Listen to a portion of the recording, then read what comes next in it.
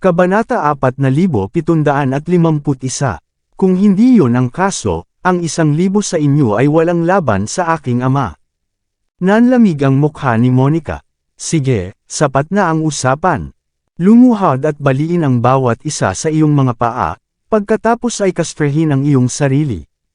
Pagkatapos nito, manatili sa libingan ng aking ama ng 1 buong linggo. Ako na ang magdedesisyon kung paano ka haharapin kapag nakabalik na ang asawa ko. Maangas ang ekspresyon ni Monica, na para bang kumbinsido siyang walang magagawa si Harvey kundi sundin ang bawat isa sa kanyang utos. Lahat ng mga kasama niya ay malakas na sumisigaw kay Harvey, na gustong-gusto siyang paghiwalayin. Ang pamilya Nobita, kasama ang kanilang mga aristokratikong titulo, ay karaniwang kumikilos ng mataas at makapangyarihan.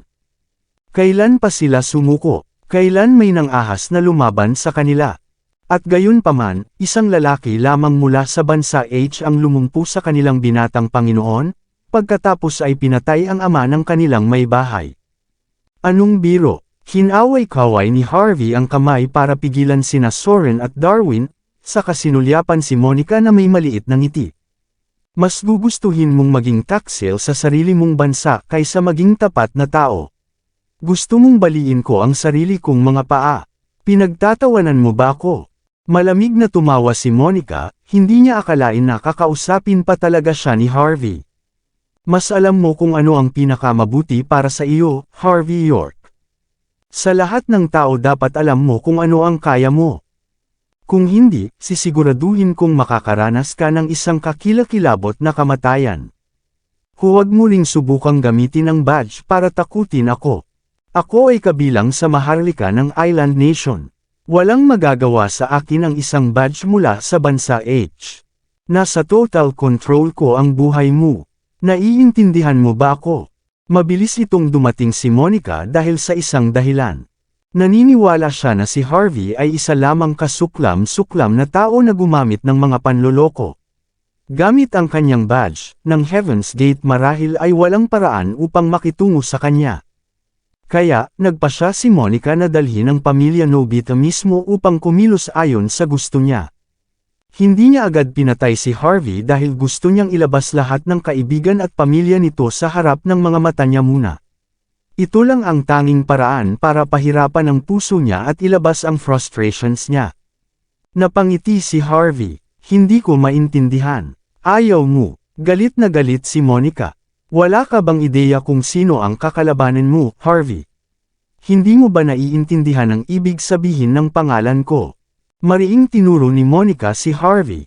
Kaya kitang patayin sa isang sampal sa mukha. Naniniwala ka ba sa akin? Isang sampal. Kalmadong tumingin si Harvey kay Monica. Sa tingin mo ay nakamit mo na ang kadakilaan nung isa ka palang King of Arms. I don't think I believe you at all. Ang mga kasamahan ni Monica ay tumingin ng masama kay Harvey. May death wish ba siya? How dare he talk to the mistress like this?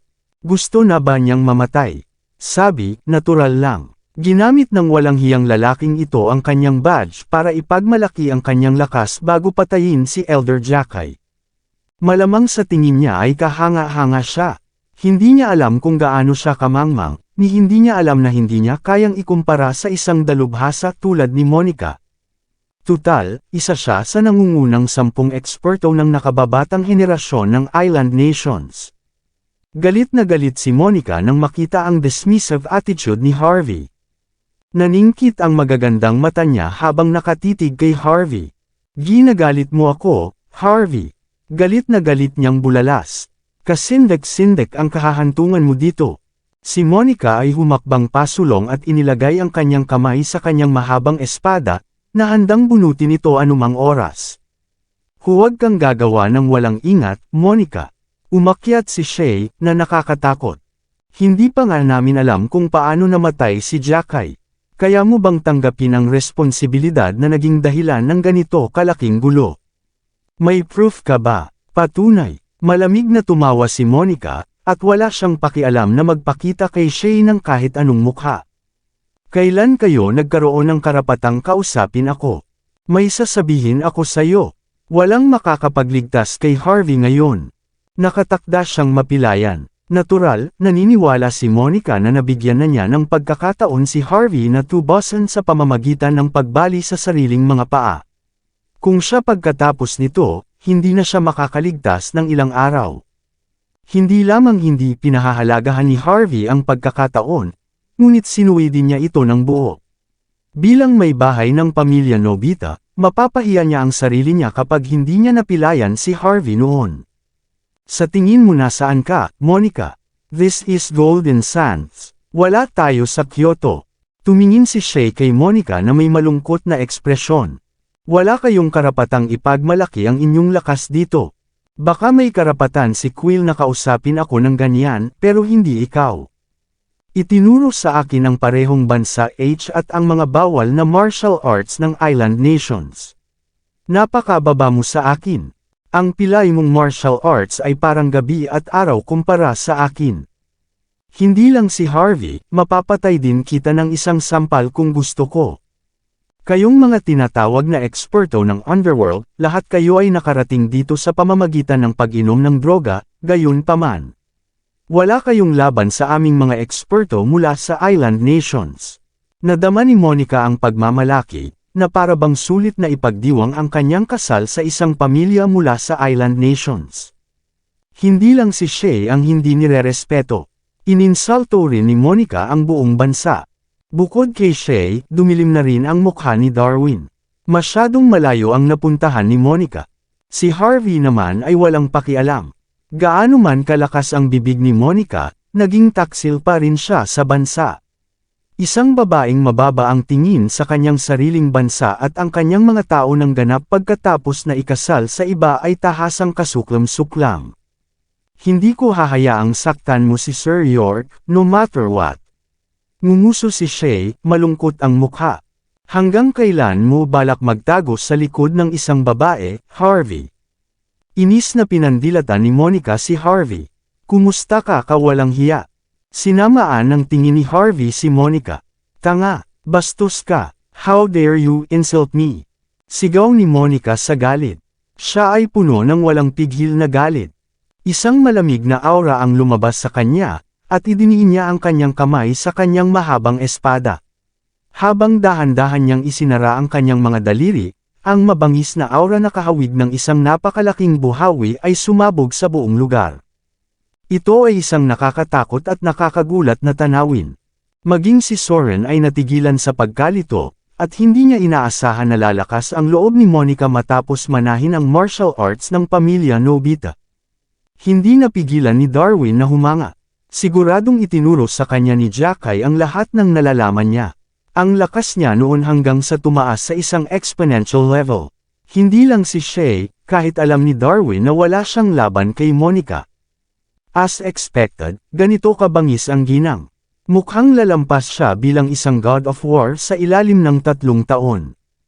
Ang island nations ay magkakaroon ng isa pa sa lalong madaling panahon. All hail the island nations. Napatingin sa kanya ang mga kasama niya na nagtataka. Hindi nila akalain na ganito pala talaga katakot si Monica.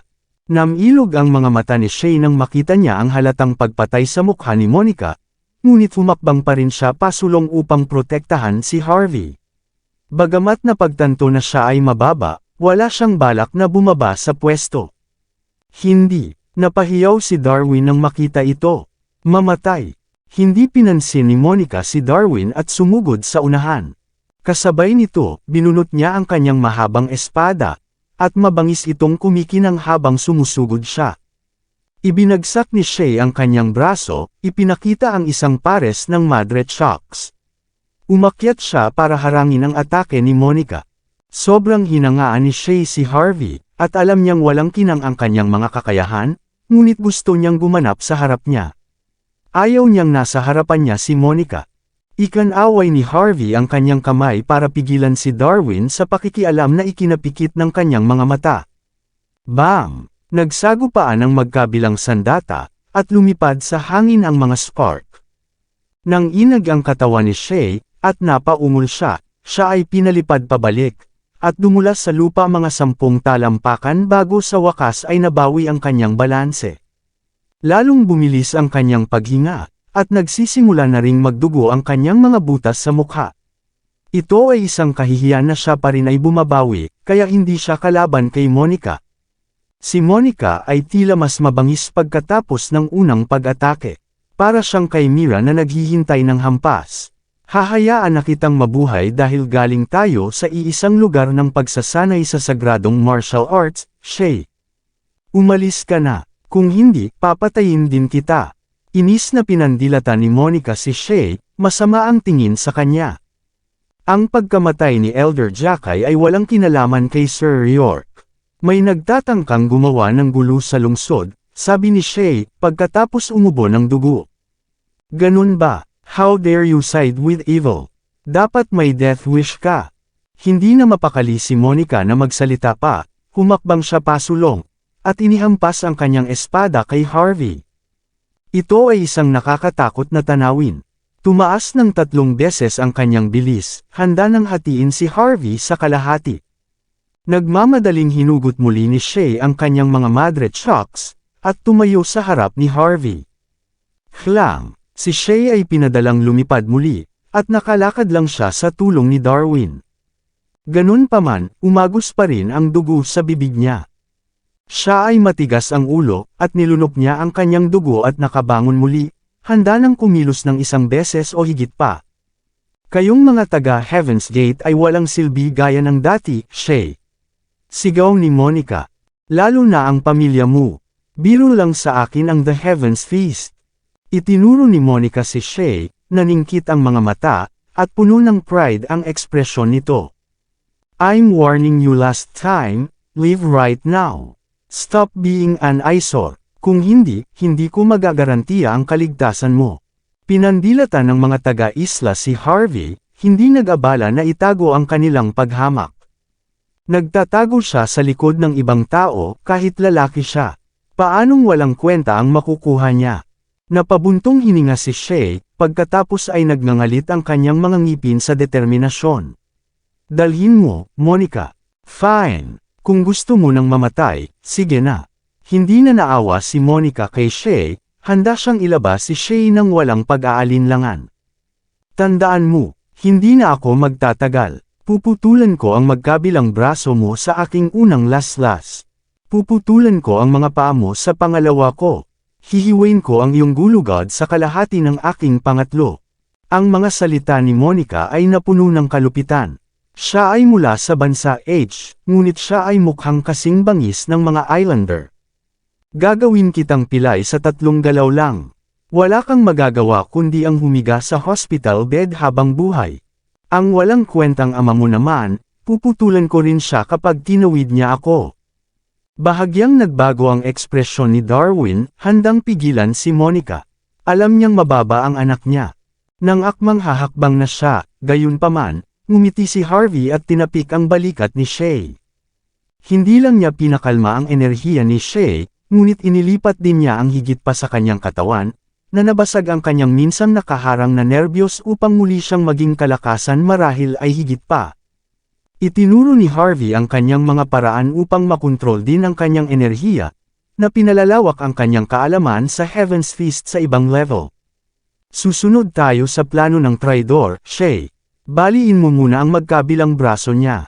Tapos yung legs niya. Sa wakas, pilayin mo siya ng buo.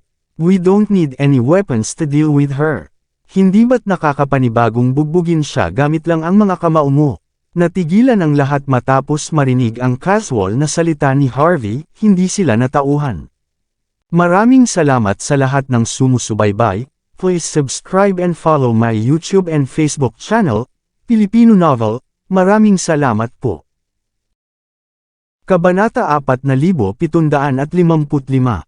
Kung tutuusin, nakikita ng lahat na laban kay Monica, si Shay ay walang pinagkaiba sa isang namamatay na aso. At gayunpaman, sinabihan siya ni Harvey na lumaban gamit ang kanyang mga kamay. Paano ito naging posible? Parang panaginip ang lahat. Tiningnan ng mga taga-isla si Harvey na parang nahihiya sa kanya. Hindi lang sila Darwin at Soren na nagkatinginan din na parang hindi makapaniwala. Gusto niyang lumaban si Shay. Paano ba ito posible? Bakit ganoon siya ka-confident? Kahit na siya ay isang Diyos ng digmaan, hindi niya magagawa ang isang bagay na ganoon, di ba? Tsaka, ibang level si Monica. Isang himala kung mahawakan siya ni Shay. Gusto ni Harvey na pilayin ni Shay si Monica sa 3 galaw. Iyon ay hindi makatotohanan. Sa pagkakataong iyon, naging mapang-uyam ang ekspresyon ni Monica. Marami na siyang nakitang ignorante at baliw na tao sa buhay niya, pero bihira para sa kanya na makakita ng iba ang level katulad ni Harvey. Napatingin ang lahat kay Harvey na parang nanunood ng isang tulala na gumagawa ng kalokohan. Sa wakas ay naunawaan na nila kung bakit maraming babae ang gustong alagaan siya. Sa bibig niyang iyon, kaya pa niyang buhayin ang isang patay na tao. Kahit sinong babae ay mabibighani ng buo sa kanyang pilak na dila. Tumingin sa kanya si Shay na nalilito. Nararamdaman niya na nagsisimula ng magbago ang kanyang enerhiya, ngunit hindi pa rin siya makapaniwalang malakas talaga siya para labanan si Monica. Pagkatapos ng 3 buong cycle ng enerhiya na umiikot sa kanyang katawan, nagsimulang lumabas ang kanyang fighting spirit sa loob niya. Sa harap ni Harvey, sumikat ang kumpiyansa niya. Naniniwala siyang kaya niyang lampuin si Monica sa 3 galaw lang. Si Shay ay nag-aalab sa pagkasabik. Ang Madret Shock sa kanyang kamay ay nahulog sa lupa. Humakbang siya pasulong na may determinadong ekspresyon. Hey, hey! Isang talunan na katulad mo, sinusubukang lumaban. May death wish ka talaga. Panunuyan ni Monica. Pinandilatan ni Shay si Monica, at malamig na ngumiti. Dahil gusto mong mamatay, kailangan na lang kitang paalisin. Sabi ni Monica, siya ay tumalsik, at ibinato ang kanyang espada pababa. Ito ay ang Zephyr Slash. Ito ay isang malakas na pag-atake, kung si Shay ay nataman, siya ay mahahati sa kalahati. Nagbago ang ekspresyon ni Shay, at likas niyang sinubukang tumabi. Ngunit sa sandaling iyon, nagsalita si Harvey. Gateway Split. Isa ito sa mga galaw sa Heaven's Gate. Mabilis na pinagdikit ni Shay ang kanyang mga braso at saka kinaladkad iyon, na parabang nagbubukas siya ng pinto. Bas again. Isang nakakatakot na tunog ang narinig. Ang lahat ay nagsimulang makaramdam ng pagkamanhid sa ulo, at ganap na nagyelo. 1 pulgada ang layo ng talim ni Monica sa ulo ni Shay, ngunit hindi na ito lumayo pa. Ang mga buto sa kanyang mga bisig ay nabasag bigla, at hindi na niya maigalaw ang kanyang espada. Ano? Umiling si Monica, nakaramdam siya ng matinding sakit, at mabilis na napagtanto na wala na siyang kontrol sa kanyang mga braso. Siya ay napuno ng walang iba kundi ang hindi paniniwala. Nabali sila. Paano nabali ang mga braso niya ng ganoon? Ano ang galaw na iyon? Yun ba ay hidden martial arts? Kailan naging ganito kahanga-hanga ang Heaven's Feast? Hindi lamang si Monica Vos ang lubos na nabigla. Maging sina Darwin Gibson at Soren Braff ay natigilan. Wala silang ideya sa nangyari kanina. Walang nag-aakalang madaling makuha ni Shay Gibson si Monica. Ito ay hindi narinig. Sobrang hindi makapaniwala na parang panaginip. Natarante rin si Shay. Likas niyang ginawa ang sinabi ni Harvey York sa kanya, ngunit hindi niya inaasahan na magiging ganito siya kabilis. Ito ay isang nakakatakot na tanawin na makita ang kanyang nakatagong martial arts sa ganoong antas. Tuwang-tuwa siya. Hindi ako naniniwala dito. Mamatay. Hindi nagpatalo si Monica sa kabila ng kanyang galit at kahihiyan. Ang kanyang mga kamay ay ganap na nadurog, ngunit hindi ang kanyang mga binti. Umikot siya para kumawala sa pagkakahawak ni Shay bago marahas na sinipa ang ulo ni Shay. Isang mabilis at mapagpasyang strike, gaya ng inaasahan mula sa martial arts ng Island Nations. Medial split, kalmadong bulalas ni Harvey. Mabilis na nag-react si Shay sa sinabi niya. Humakbang siya pasulong bago dumulas sa lupa, saka sumipa sa gilid. Tamang-tama ang sipa sa binti ni Monica. Bas again. Sa gulat na tingin ni Monica, agad na nabali ang kanyang binti sa kalahati. Oh, mga hiyaw ng sakit ang narinig. Heaven stop. Binawi ni Shay ang kanyang binti, inipon ang lahat ng kanyang lakas sa kanyang mga daliri sa paa bago muling bumuhat ng sipa. Mabilis at tiyak ang welga, na damapo sa tiyan ni Monica. Hindi. Naramdaman ni Monica ang kanyang sarili na nanginginig sa takot. Gusto niyang umiwas ngunit hindi makagalaw kahit isang pulgada. Pakiramdam niya ay nadudurog ang kanyang kaloob-looban nang umalangaw ang isang nakakakilabot na tunog sa lahat ng dako. Isa sa mga pinakanamumukod-tanging martial artist sa mga nakababatang henerasyon ng Island Nations ay nawalan ng kakayahan na. Si Monica ay nasa malalim na kawalan ng pag-asa at pagkabigla. Tila na doble agad ang edad ng dalaga. Para siyang 40 taong gulang na babae sa mismong sandaling ito. Bakas sa mukha niya ang kawalan ng pag-asa at hinanakit. Tumalsik ang dugo sa kanyang bibig bago siya bumagsak sa lupa. Siya ay sumisigaw na parang isang hayop na nakulong sa loob ng isang kulungan. Isa pang subo ng dugo ang lumabas habang siya ay sumisigaw bago tuluyang nakahiga na walang malay. Ano? Napabuga ng hangin ang mga taga-isla.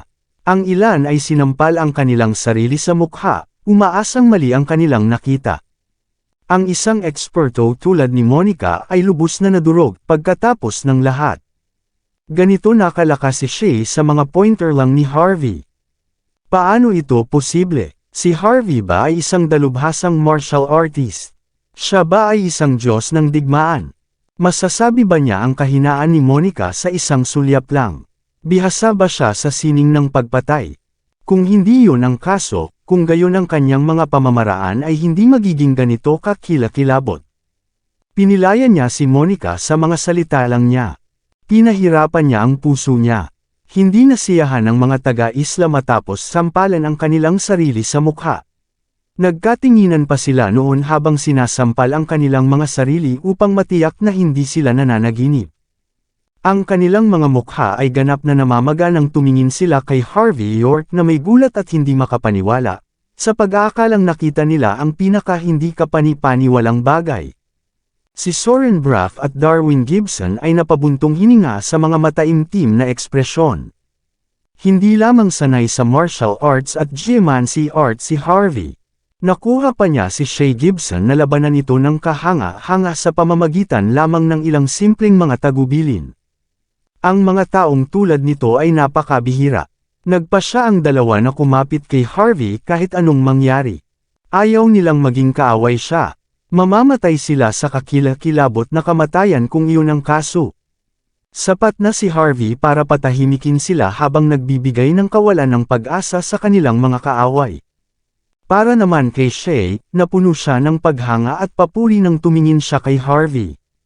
Hindi siya makapaniwala na ganoon ang isang tao ay talagang umiral sa mundo. Isa sa nangungunang 10 sa nakababatang henerasyon ng Island Nations. Naglakad si Harvey patungo kay Monica Voss bago siya sukatin. Iniwan mo ang iyong sariling bansa at mga tao ngunit hindi mo rin nagawang umabot ng ganoon. Wala ka sa paningin ko. Nanginginig sa takot si Monica habang walang kulay ang mukha. Hindi niya inawi si Harvey, ngunit alam niya kung ano ang kaya nito. Ang kanyang lakas ay lampas sa kanyang wildest imagination. Siya ay lubos na nagtitiwala sa kanyang kakayahan, ngunit ito ay wala sa mga mata ni Harvey. Higit sa lahat, wala man lang siyang nagawa kundi utusan si Shay na pilayin siya. Safe to say that she finally realized na ang martial arts ng Country Age ay talagang ganito kalalim. Sabi nga, hindi niya kinaya ang ganitong kahihiyan. Inaamin ko ang pagkatalo ko, Harvey. Bumaba talaga ang kakayahan ko. Natalo ako, pero hindi ibig sabihin na natalo ang pamilya Nobita. Hindi ibig sabihin na natalo din ang Island Nations. Itinaas ni Monica ang kanyang ulo ng may pagmamalaki, desperado na sinusubukang panatilihin ang kanyang dignidad. Ang makapangyarihang Island Nations ay maghihiganti para sa akin. Ang 5 royal families, ang 6 na paaralan ng martial arts, at ang shogunate ay darating dito. Hindi ka makakawala ng ganoon kadali. Bas again. Humakbang si Harvey bago mahinahong binali ang kabilang binti ni Monica. Ang mga taga-isla, sa tingin mo ba ay maglakas loob sila? Ang 5 royal families, ang 6 na paaralan ng martial arts, at ang shogunate. Tanungin mo sila, tingnan mo kung willing silang sumalungat sa akin. Pipiliin ko ang bawat isa sa kanila kung tumuntong man sila rito. Naniniwala ka ba sa akin? Matapos marinig ang mahinahon na mga salita ni Harvey, nakaramdam ng matinding galit si Monica ngunit hindi siya nang ahas na magsalita. Hindi lang kayong mga taong sobrang mahina, lahat kayo ay bastos din. Akala ko masu-surprise mo man lang ako pero hindi pala. Parehas kayong mga walang kwenta, magarbo, at ignorante gaya ng dati. Si Harvey ay mukhang may paghamak bago sumulyap sa mga eksperto sa Islander. Mas-surprise din ba ako ng iba sa inyo? You can come at me together if you're too scared to fight me alone. Ang mahinahong mga salita ni Harvey ay napuno ng pakiramdam ng pagiging mapaglaro. Nagkatinginan ng matataas at malalakas na Islander bago itinagilad ang kanilang mga ulo pababa. Bumigay sila, kung tutusin, pati ang isang dalubhasang tulad ni Monica Voss ay nadurog. Walang may dudulot na mabuti ang pilay nilang kung fu. Gagawa lang sila ng katangahan. Nagpasya silang tumakas na lang. Sinabi ko bang pwede na kayong umalis? Ipinalakpak ni Harvey York ang kanyang mga kamay, senyales para kay Shay Gibson at sa iba pa na pigilan ng mga Islanders sa kanilang mga landas. Sumuko na kami, Harvey. Ano pa bang gusto mo? Galit na galit ang isang Islander. Akala niya ay binigyan na niya ng malaking respeto si Harvey, pero hindi pala niya ginantihan. Wala naman akong ginusto, pero masyado kayong nag-aksaya ng oras ko. Hindi rin naman ako nagulat ni isa sa inyo. I should at least humanap ng worthwhile for my own sake, diba? How about this?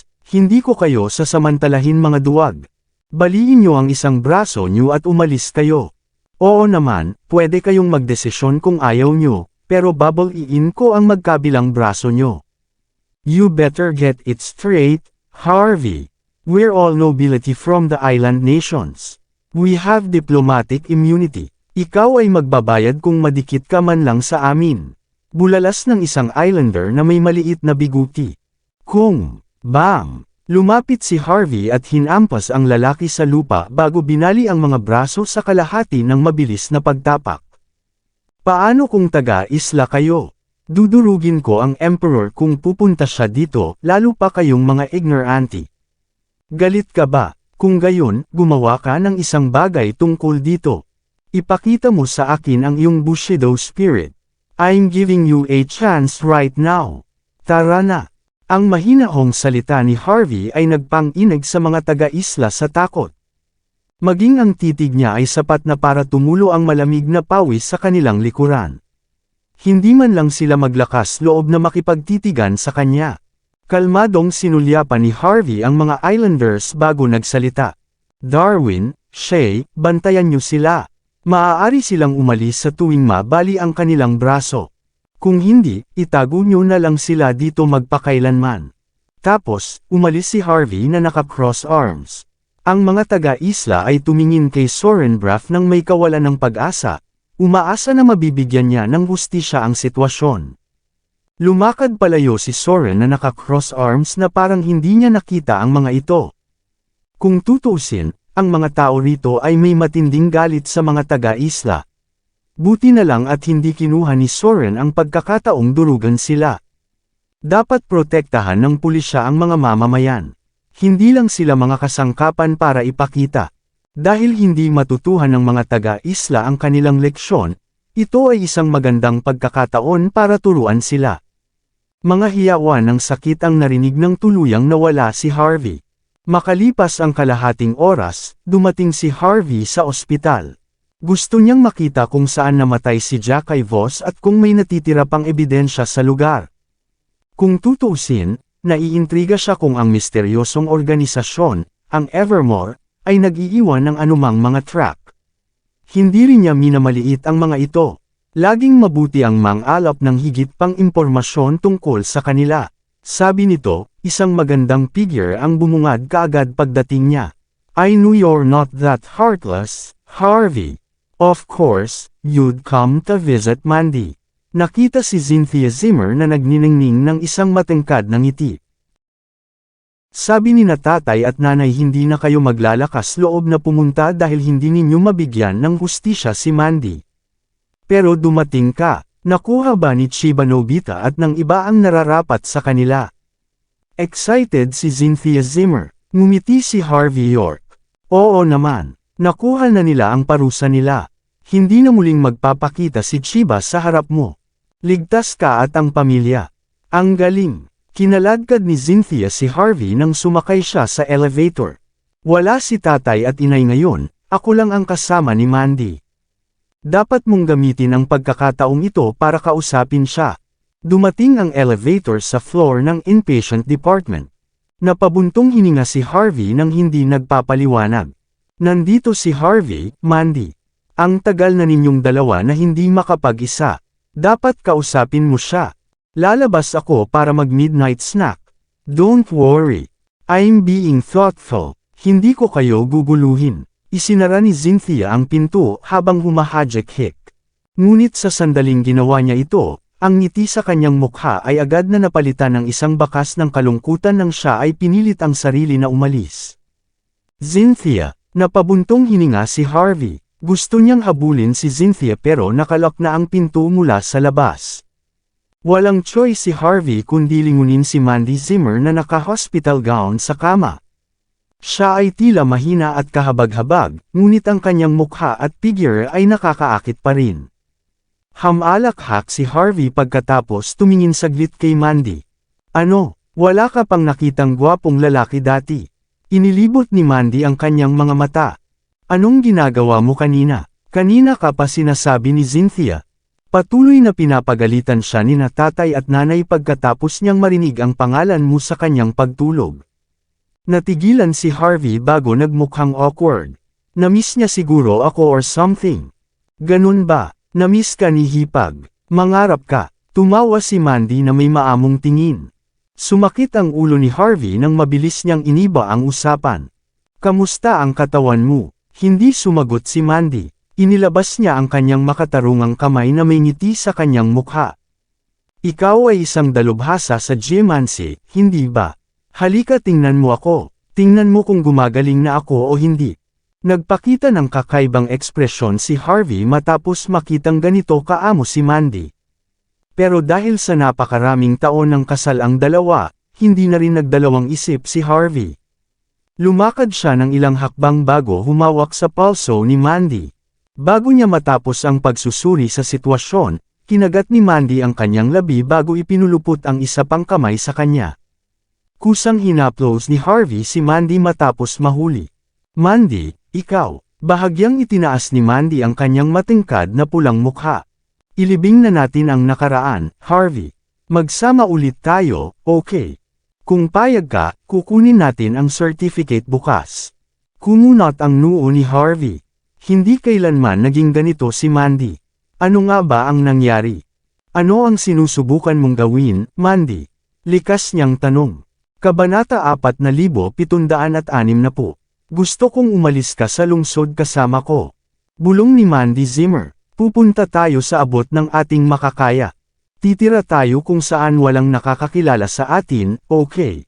Natigilan si Harvey York.